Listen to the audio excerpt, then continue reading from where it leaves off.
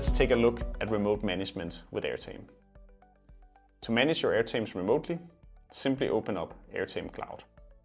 In here, you have a visual overview of all of your screens, and you can also see a list of your Airtame devices.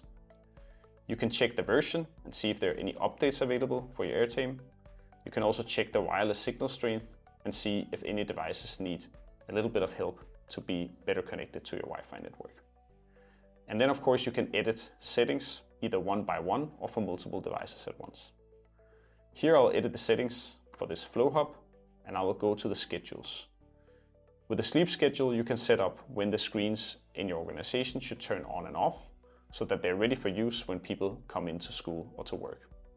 You can ensure that they're turned off in the weekend so that the screens last longer and less power is used. You can also control the appearance, so you can put custom instructions for what your users should see on the screen when they walk into a meeting or classroom.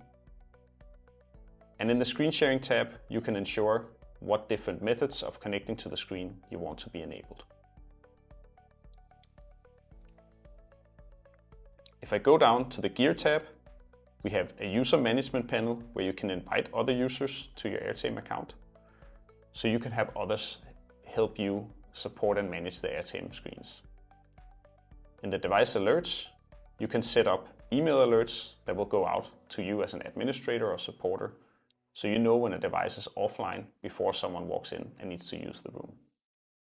You can also export the device data so you can get an easy overview for all of your records of devices.